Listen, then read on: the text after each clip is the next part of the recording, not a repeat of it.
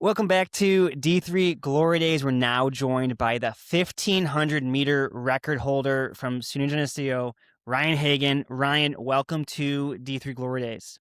Hey guys, thanks for having me. Super excited to talk to you. It's probably been overdue since we've had a conversation with you with everything you've accomplished here, indoors, outdoors, and cross country. So looking forward to this conversation, but we got to jump straight to your 3:38. Crazy time, obviously a Division III record, and you beat Carl Pirana's time when he had it out of season. So you were the fastest 1,500-meter Division III athlete of all time, no matter when they ran it. How cool is that? It's pretty awesome. That was definitely the goal going in, so I'm glad that I got it. Yeah, you mentioned that being the goal going in. Kind of, so much of running fast is like picking your opportunities. And so kind of talk us through what went into going to this specific meet, this specific race, and, your excitement level when you saw the heat sheets come out. Yeah, this is actually really funny. So the plan originally was I was not going to race at Bucknell.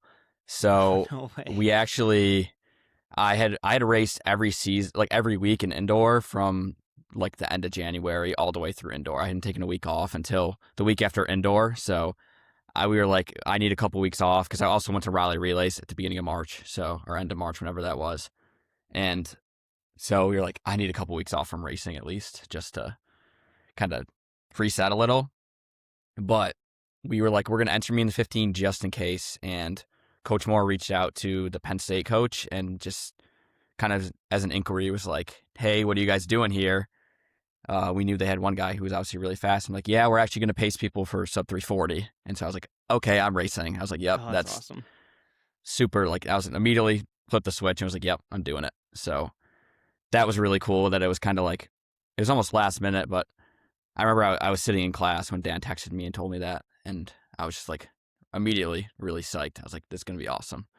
Man, really if you stay ready, you don't have to get ready. Yeah. Yep.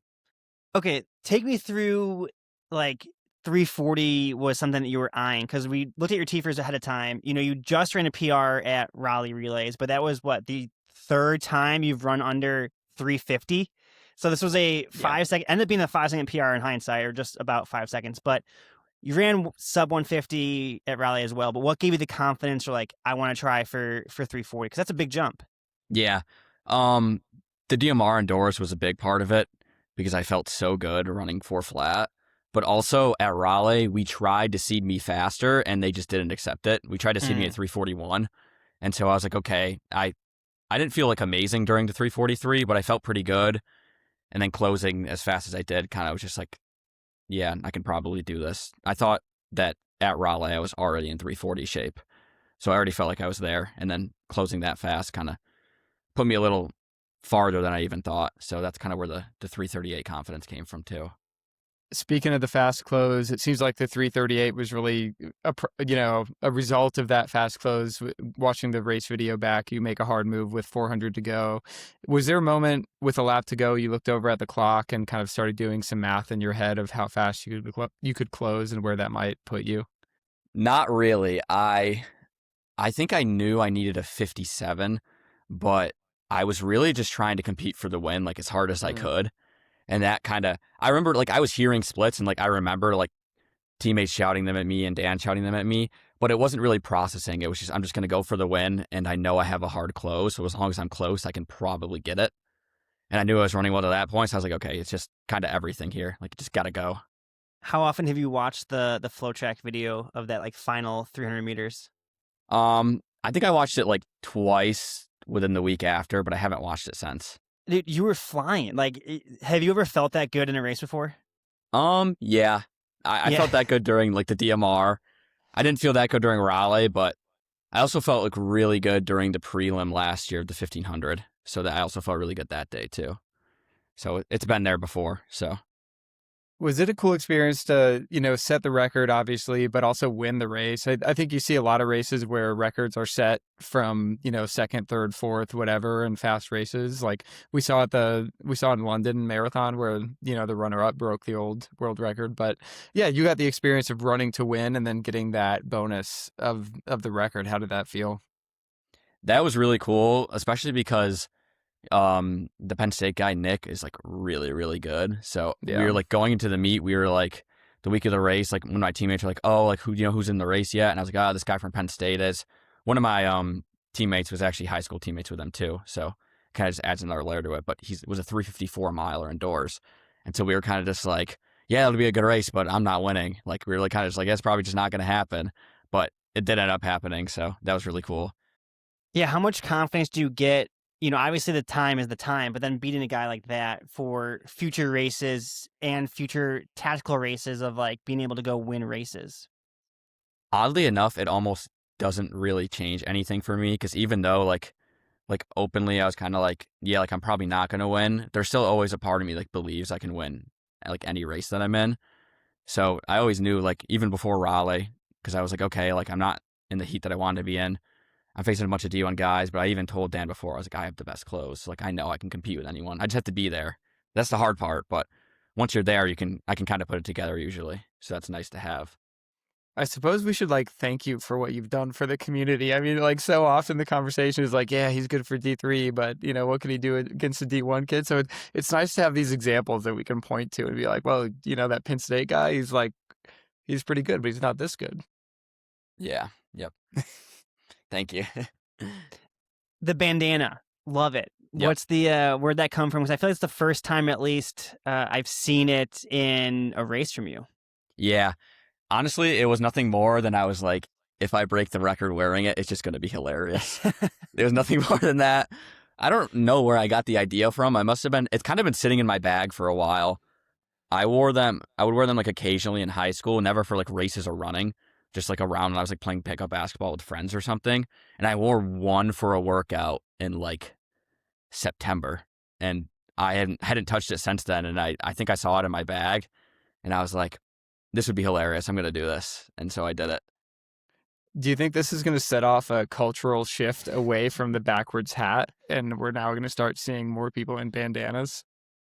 I think that would be really cool. I don't know if it'll happen, but actually the bandana is like surprisingly comfortable. Like, I don't know. It's kind of nice to like not have to like the wind in my hair. Like it feels good. So I don't know. I'm not a huge hat person. I don't particularly like running with hats. So I'm definitely team bandana. Well, Stu, maybe we'll have to launch the bandana counter for outdoors commentary instead of the backwards hat counter this year. Are you gonna wear it again? Have you worn it again? Yeah, I wore it the week after I went to Winder and I wore it. I wore a white one. And then last weekend at Penn Relays, I wore one of my teammates, Emerson, had a green one with cows on it. So I wore that one. So it's not just the same one. You're just wearing like, now it's just bandanas no matter what. Yeah. So, yeah. And there's a couple, like, I ran the 4x8 too, and I didn't wear one. I ran a 4x4 at Widener and didn't wear one too. But most, like, so, yeah. So about half of them, the races since then, I've worn one. What's it going to cost us to get you in a D3 Glory Days bandana? If you send me one, I'll wear it. I only have a couple of them, so. See, I expected a harder negotiation, but we could probably figure that one out. Get the production rolling. We need to get a bandana. We need to we need a D3 contract. Glory Days with your signature, and we start selling them, and you get half the proceeds. How about that? That's the little NIL I'll take that. deal. That's good with me. Yeah, I'll take that. That's actually not a terrible idea. That's kind of sweet. We gotta start doing NIL deals. Yeah, I know. We can move this off air. That would be cool. Yeah, that'd be cool. So I'm delayed in making the graphic, but your team had already made it. It's funny. They said that you're the first SUNY Geneseo person to ever break 150, 14, and 340. But really, you're the first D3 athlete to do that ever. Like, because no one's ever broken 340. So now, but also the first. But also Geneseo. Also the first Geneseo athlete. Yeah. Which is just like your own little sub club that you are now a part of. Like, we've always made like sub 15 and sub 8. That's like only a few athletes have ever done that. But now, like, you have this historic club that you have made. What's that say to your range? Because I feel like maybe some guys could potentially get there in the 15 and the 5, but then they don't have that speed potentially in that 800. And you've done it now a few times under 150. But what can you speak about, your range? And you kind of hinted earlier that you have the best clothes, but yeah, just curious on your range. Yeah. I think that the 8's more of a product of just being strong and having like good specific endurance than being super fast. I'm definitely not like, we do a lot of flying 30s as like speed development, and I'm nowhere near the fastest guy, especially my acceleration is just like dirt slow.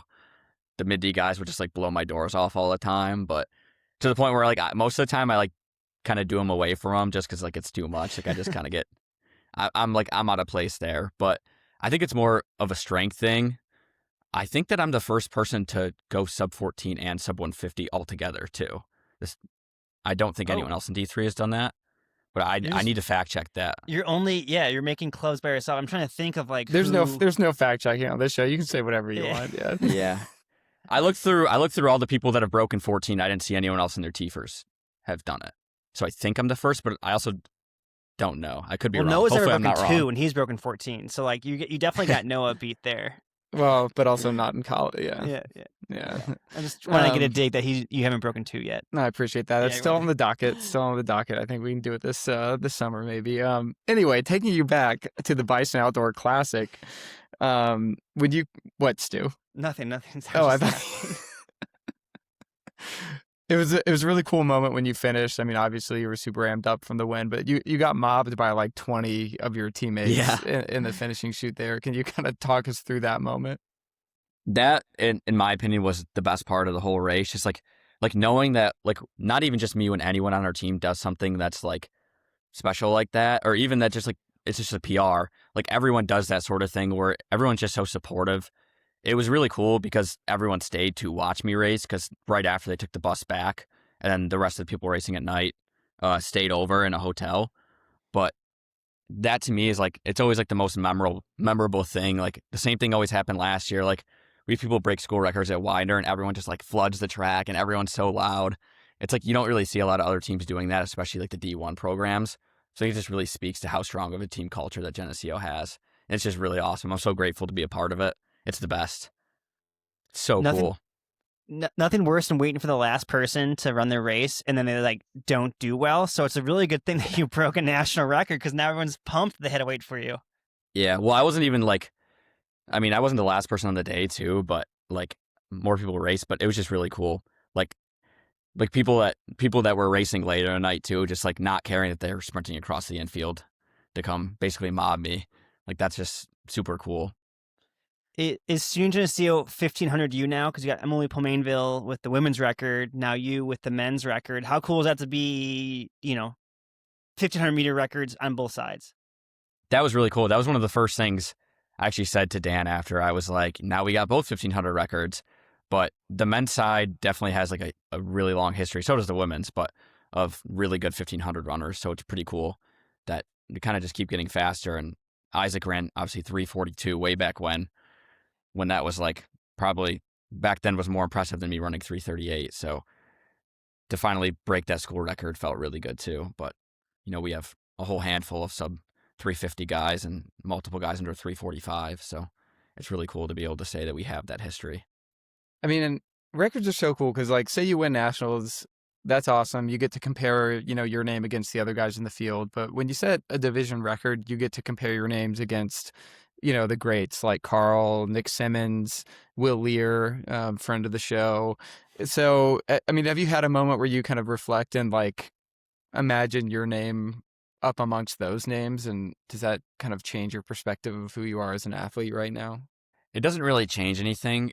It's kind of weird. I've described this to a couple teammates so far, but like, even though I've always believed that I could like run like under 340 and like run like those fast times, actually like visualizing like myself like with it and like saying like, oh, like I'm a 338 guy still like feels really crazy, because like there were so many times like I don't know if this would ever get here, like if I would ever get here.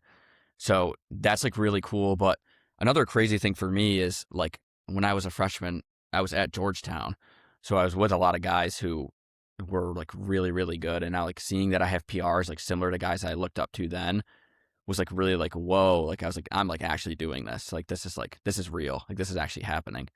So that's pretty cool. But definitely seeing like the top D3 guys too. But it's also just a little different for me because I started D1, so I still like closely resonate with those times that I saw. But not with that division. Cool, you don't closely resonate with the division anymore. No, not really. Okay, I didn't do anything in it, so to bring you down a peg. Well, not down a peg, but Yeah, let's get him, Stu. What happened in the early season invite? A false start in the 400? Yeah. Dude, what are they doing to you over there at your home invite too? Yeah. So obviously I was upstarting. I wasn't in blocks, and we were about to start the race, and I was so nervous because like getting out hard is like the hardest thing for me because I'm a distance runner. But I was like, I want to try to break 50 in the open, and the gun goes off and he calls it back. And I'm thinking in my head, I'm like, man, this would be so funny if it was me. And he walks toward my lane, he puts up the red card. And I was like, it's actually me. I was like, couldn't believe it. I was like appalled that it was actually me. And he was like, you leaned forward. I was like, I can't lean forward. I guess like I didn't know you can't move like at all. So I didn't move my feet, but after the set, I leaned forward more, like prepared to like start running. But my feet didn't move at all, and we have it on video.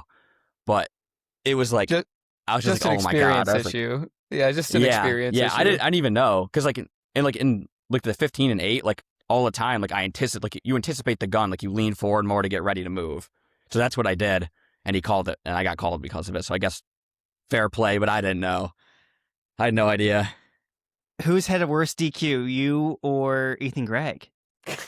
Ethan Gregg for sure. Yeah, I think Ethan would probably say Ethan in a distance event. It's the only two false starts I can like really think of, and like you gotta throw that in there. Yeah. R.I.P. that race, unfortunately. Yeah, it was funny though.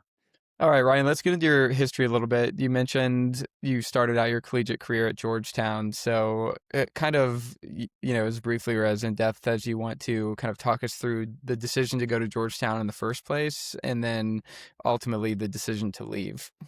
Yeah, so in high school, I didn't really get like super good until my senior year of track. So for like pretty much my whole like junior and senior year, I had been like emailing D1 schools, like Power 5 schools, just like showing them that I was interested and being like, hey, I want to go here, updating them with like progression and stuff.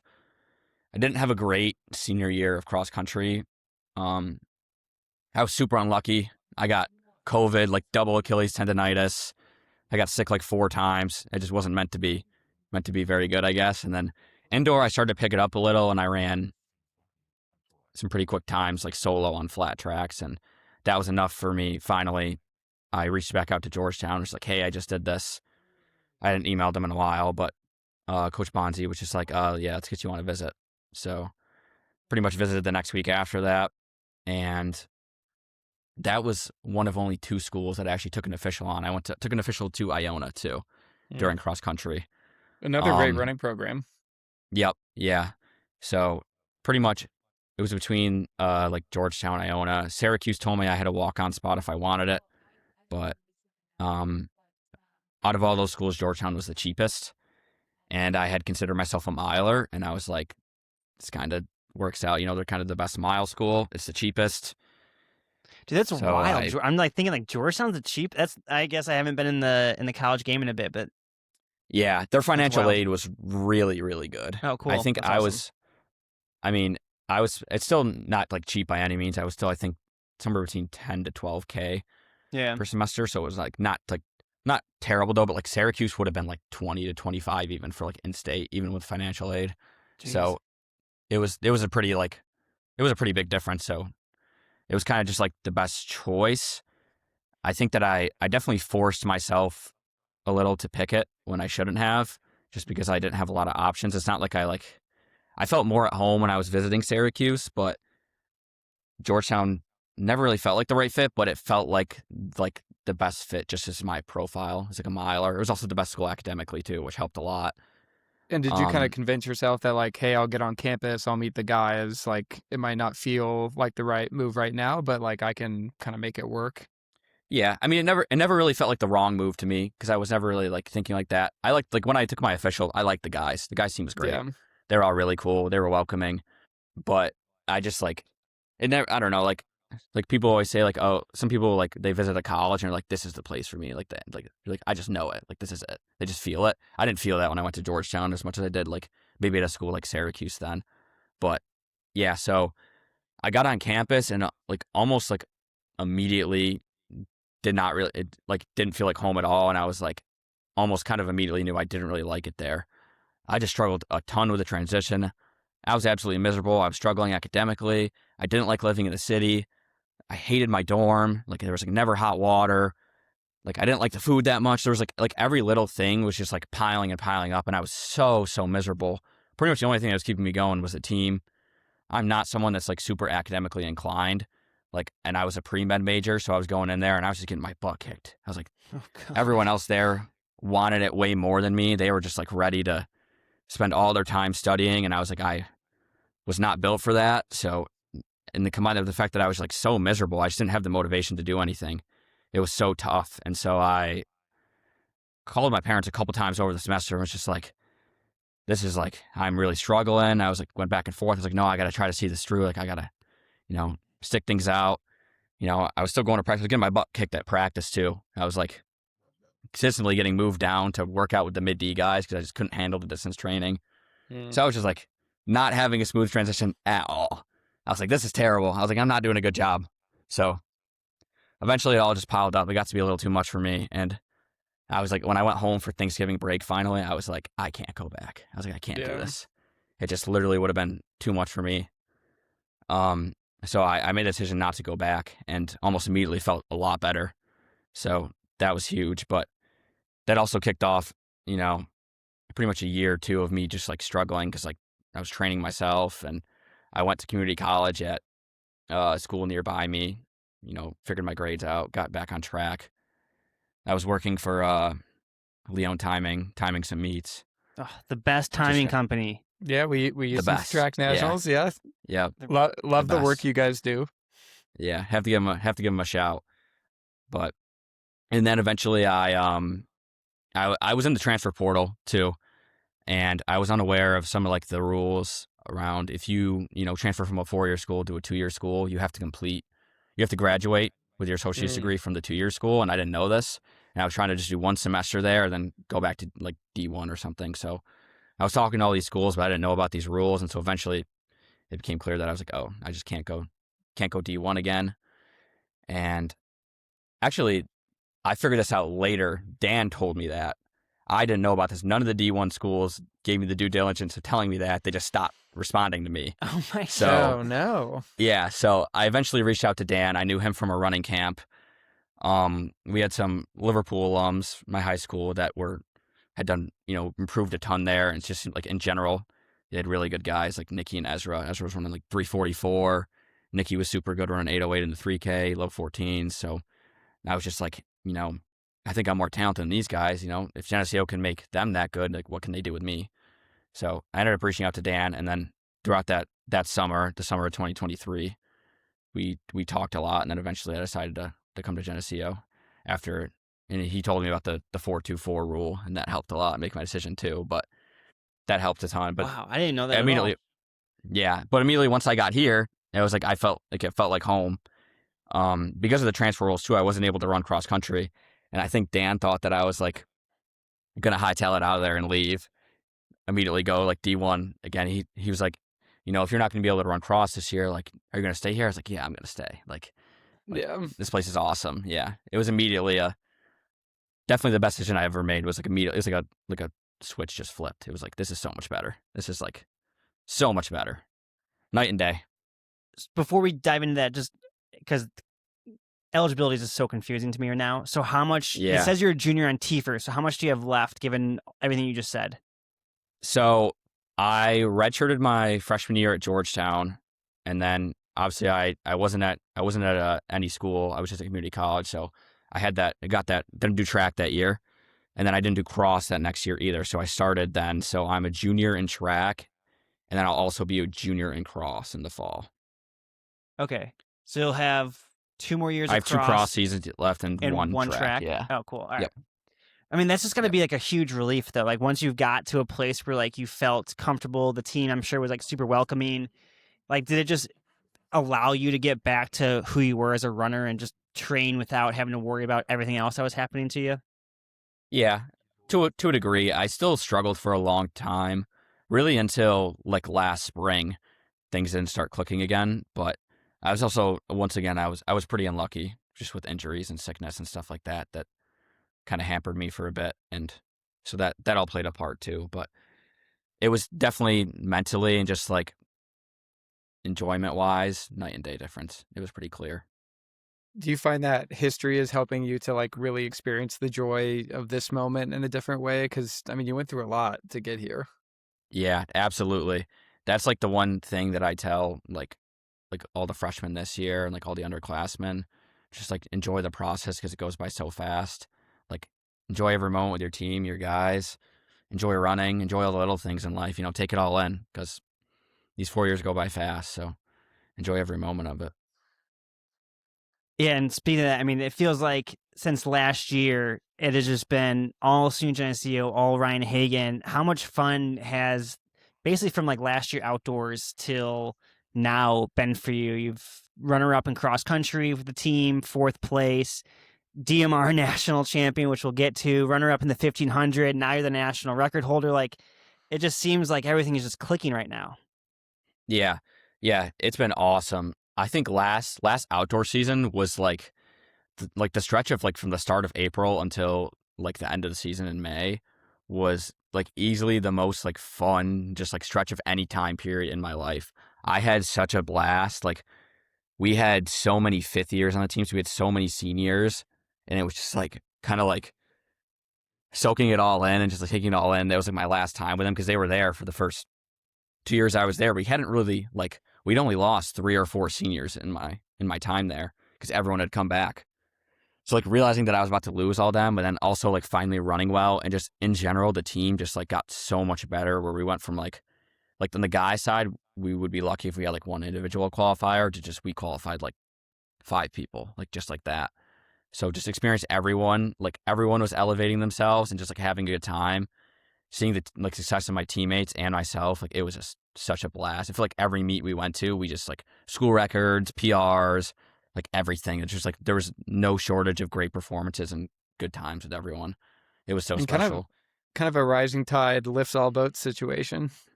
Yeah, definitely. What's the taper magic at SUNY Geneseo? Because I feel like every year you guys go to like your last chance meets or later in the season, and all of a sudden you guys are just running your absolute best. I mean, the last few years it seems like there's so many people. You have some folks that we haven't heard of maybe the middle of the season that now are like national qualifiers. Like, what is the taper magic over? What's Dan Moore cooking up over there? Yeah, I think it's 2 things.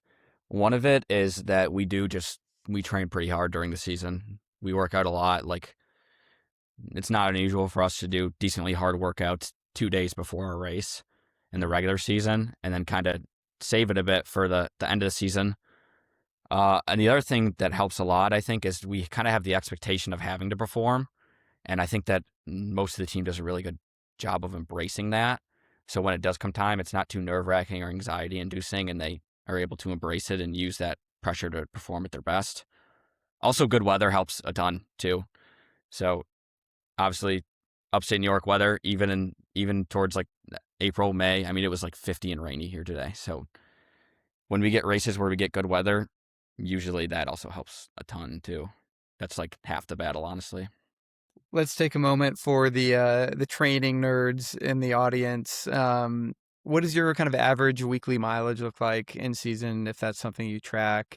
And what are a couple kind of key workouts, maybe leading up to the record performance that you really kind of hung your hat on, that you walked away from being like, okay, I think I'm ready to do something special? Yeah. My mileage has actually this season been a little lower than I would have liked. I've kind of been bad about getting it in. I've been pretty much around 65-ish, but during indoor I was closer to 75. I would have liked to be back up there, but it kind of hasn't been as smooth, unfortunately, with training, just because it's not even that early, but I have a class at 9:30 on like Tuesday, Thursdays. And that means like if I want to wake up and like do like a workout, I have to get up at like 6:30, and I'm just not good at it. This is sometimes it just takes a hit. Brother, this is the wrong audience for your 9:30. I'm up at 6 a.m. every day with my kids. So 9:30, I would die for a 9:30 start of something. This is not a sympathetic audience. I don't start my run at 9:30. I start classes at 9:30. Oh, okay. So if I want to work out, yeah. I think I was like when I was working out in the winter in the morning, it would be like 6:15 go to the gym. So All right, so you got some grinder in you then. yeah, It's in yeah. there. Well, I guess then it's once way we start harder going to upstate like New York, like in winter, yeah, would suck. That's well, true. that's like I was pretty much on the treadmill all those mornings too. So the hard part about it though is that I get out of schedule and we go to like a weekend meet, and then like we don't get back. So, like this past weekend at Penn Relays, we got back Sunday morning at like 1:30. So if I want to wake up Tuesday at like 6:30, it's like I get out of my routine. That's the issue with me. I need the routine. But so yeah, about 65 right now. Sometimes a little less, sometimes a little more. Some workouts before the race.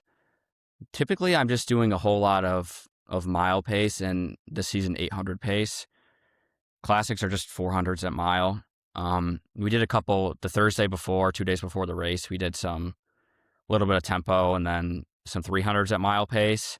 And then we just did some like tempo into like mile pace, like gear shifts, just to practice changing gears late in the race, kind of visualizing that. And that definitely helped a lot. Just like seeing like once I got to 300 to go, we'll do like an 800 at tempo and then a 300 faster. We'll just, shift, like visualize shifting gears in the race. And it helps a lot when you're doing it in a workout, even though it's not quite the same going from tempo to race pace, but it still works the same way, just teaching your body to do that. So at this point in the season, we're 3-4 weeks away from the national meet. You have any race you want to go to, you can go to. You don't have to tell us what you're gonna double, single, whatever yet. But how are you gonna handle the rest of the season now? Are you gonna race more at conference, I'm assuming, or like what does the rest of the season look like for you? So, this weekend is our conference meet, but I'm only running the 4x8, and then on Sunday I'm actually heading out to Duke to take another crack at the 1500 national record and hopefully run a little quicker. Oh, So Okay. hopefully What do you think you can run? if it's paced well and I have a good day, hopefully 3:35 to 3:36 would be ideal. I had a clip it. I just clipped it. Yep. You're just like not satisfied with like modest personal bests. Like you need several seconds every time. Yeah, so at Bucknell, I had my second 400 was a 61. So during the race, I just felt like we had a pacer and I was just like clipping his heels the whole time. And I was just like I was like wanted to run faster. So I kind of want to just take a crack at it and just see, maybe I'll blow up and run 340 or 343 or 345 or something like that. But I want to take a crack at it and just see. I feel like I owe it to myself. And then I'll probably run another 800 at a last chance meet, try to get under 149, and then I'll just be gearing up for nationals. I'm going to put you on the spot here a little bit, and I don't know how transfers work, but let's say you run 335, dip under 334, like you're back in the, any D1 program would be happy to have you at that point. Is there any level of temptation or anything that could happen to get you out of Geneseo and back to a D1 program? Nothing that's going to get me out of Geneseo, but the fall will be my final semester because I'm graduating. So after that, I would like to grad transfer somewhere and hopefully take another crack at it. I definitely want to try again. So you'll graduate from Geneseo the winter of winter, and then you'll be grad school. Do they have grad school at SUNY Geneseo, or you probably would go somewhere else? I have to go somewhere else. Yeah. Yeah. We don't have my major. Nah, bummer. What is your major now? I'm a psychology major. Okay. So I'd like to do something with a more specific sports psych program would be really cool. Now that all the coaches know exactly what they're going to be. You're gonna be blowing up your phone after that, yeah. We totally missed the national championship DMR. Take us through getting the baton. And I'm trying to remember how everything went. It's been a blur since then, but take us through your time with the baton. Yeah. So for some context, we were trying to get, the idea was just get me within 3 seconds and give me a chance. So I think I got the baton in 5th. And earlier in the day, Dan was like, normally he gives me splits when I race, but he was like, do you want to hear splits? I was like, no, today's just competing. Just like yell out whatever you want at me, whatever you think is best. He's like, okay, I just want to know if you want splits just in case, don't want you going out in like a 27 if you're behind trying to catch up. And I went out in 27. So, so yeah, but I got the baton, I think in 5th, and it kind of was a usual DMR thing where people kind of just get, for whatever reason, people just always run in a single file line in the DMR. Like even when it's slower, I think people just want to sit a lot. So obviously MIT was way out front, and I kind of just, I looked over, I think 50 meters in at Dan, just like nodded my head at him and just like kind of went a little bit and ripped around the 3 or 4 guys that were ahead of me and just tried to get on to Jared from MIT. And from there, I was kind of just like, I'm just going to sit here the whole time. Like, I'm just going to wait until I can kick. We'll see. Like, if anyone else makes a move, I'll match it. And I'm just going to try to sit in 2nd or 3rd, like, the whole entire way. I was using because Alabama has, like, the huge board. So I was just using that to look at, because I could see everyone else that was, like, making moves behind me, too, which was really, really helpful. Because I could just see everything going on. So so that everything was happening. That's awesome. Yeah. So that was really helpful. So I could see when other people were making a move, too. And I think I felt really, really good. I went out pretty hot, obviously. So then it slowed down a lot. So because it slowed down, I think it helped me feel like just like I was jogging. So I was like 800 in. I was like, this feels like suspiciously easy. Like I feel really, really good. And with 600 to go, I was like, all right. I was like, it's probably time to just take it and get in position. Now just wind it up. And then with 400 to go, I saw Lance was coming by from Wartburg on the screen, and I was like, okay, I'm just going to go now and just try to put it away. And I think I was able to do that pretty quickly. I think I changed gears way better than I thought because I went back to running 27, so that was pretty helpful. I'm kind of like chuckling on the inside about you using the board to like, kick for the win. Cause I think the only time in my career I saw myself on the board was at Hayward Field while I was getting outkicked for last place. And it's like, that was like my experience with like looking at myself on the board. You're winning national championships and I'm getting passed for last place. So my question, you've got the national record in your back pocket. You've had this experience of, crossing the line first in a national championship race. As we look ahead towards outdoors, like the expectation is that you're going to win. You're the favorite heading into the race. What does that level of expectation do to your psychology? I think once again, it honestly doesn't really change anything. Yeah. I'll definitely be nervous like when I'm there, like at nationals for sure. But like even last year, like after the prelim, even though like I was only a 340, like 349 guy, I still thought I could like win on the day. So it honestly doesn't really change that much because even last year I felt like I had the ability to win. So it doesn't really change anything. It's just staying relaxed and executing well, and that's all it really is. There's no need to make it anything more than it is and stress myself out about it. Sorry, I'm going to go back to the DMR because I didn't get my question. I apologize for jumping around here. But, you talked about Nicky Andrews. He also anchored Geneseo in Alabama to a DMR win. He's someone that you mentioned in the pod before. How cool was it to, Geneseo wins then and now you win again this year? It was really, really cool. Nicky was around as a 5th year for my first semester at Geneseo only. So I actually got to be teammates with him very briefly. So that was like really cool. And that was like really special, obviously. Before the race, when we were warming up, I'm usually not like, I get a little nervous, but I'm pretty good about still like having fun and kind of like messing around a little on the warm up. I'm never like overly locked in or like overly serious.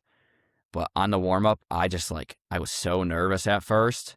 And I was like, I just didn't know what to say to like the guys warming up with me. And I was like, the first thing I said, I was like, I wonder if like Nicky and Ezra felt the same way when they were warming up.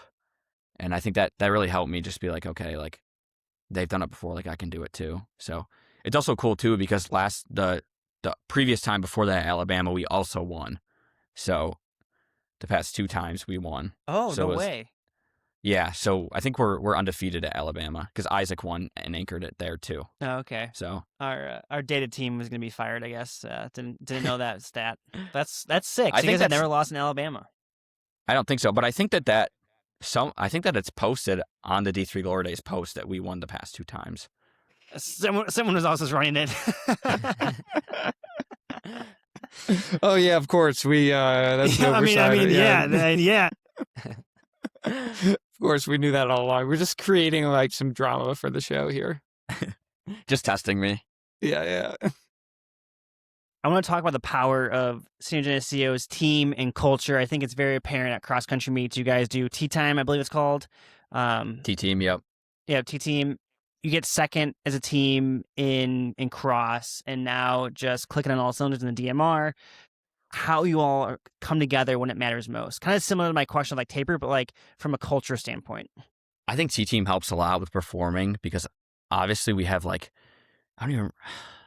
we this year for South Carolina, it was 60 people-ish that drove all the way out from New York just to come watch us. So when you have that many people there, like cheering for you, you kind of have to run well. Like you can't let people down, but also part of it is just like they all believe in you too. Like they're there because like they truly believe that like we're going to run well. And, like we're going to like go kick butt, which is really cool. But like one thing that like whenever we have like a recruit on campus, I always tell them like every school that you visit is going to tell you that they have a great team culture. Like it's like something that's like one of their like strong points, and like they're probably not lying, but like Geneseo is probably one of the only places where we're going to tell you that and you're actually getting what's truly advertised. Like we actually like are a family. Like we do everything together. Like we're like, you know, you come here and your teammates are bonds that you make that are like inseparable for the rest of your life. And I just don't think like other schools will say they have something similar, but they don't really have that. And I think that helps a lot where we kind of just do everything together. You know, we're spending so many hours at practice. It's just kind of going at it, you know, hard workouts in the cold, the rain, early mornings, sometimes late nights. But, you know, Geneseo winter, stuff like that, like it makes it a lot easier for us to be close together and, you know, just boys really. I think that helps a lot. But one thing that also helps too is the small town. There's not a lot to do in Geneseo. So as a default, you know, we do like pretty much everything together. All of our upperclassmen, we all live on the same street. So there's pretty much, we're like 4 houses down from each other. Like my address is a unit with 4 apartments. And then we have another house with 10 guys 3 doors down. So we fill all those up. So pretty much all of our upperclassmen at any time of day, we could like walk into each other's room and hang out, do whatever. So that just helps a lot with just like we really are spending so much time together. Like even in the library, people are studying together. Even if they're not talking, they're still spending time together, being with each other, bonding. Like we just do everything together. So that helps a ton with the culture and just holding each other accountable, you know, kind of being on each other's backs, getting each other to do what's best for each other is also a part of it too. It seems like that culture extends to the alumni network. Like Geneseo alums are really stoked and plugged into what the current team is doing. Did you hear much from that network after the record run? Yeah, definitely. You know, all the people that like were around that graduated the past couple of years, reaching out to me, Dan's coming over to me and being like, I got, you know, my phone's blowing up. I got so many people texting me, saying all these things, congratulating me. Like, there's definitely no shortage of support from alumni, which is just awesome. It's really reassuring to know that that's out there. All right, I'll give you an opportunity. You don't have to say it, but will we see you in 2 events at Outdoor Nationals? Yeah, definitely. Sweet. Well, Yeah. Until then, Ryan, good luck this weekend at Duke and your conference meet. We'll be following along to see what you can do. And yeah, thanks for joining us tonight. Thanks for having me, guys. Really appreciate it.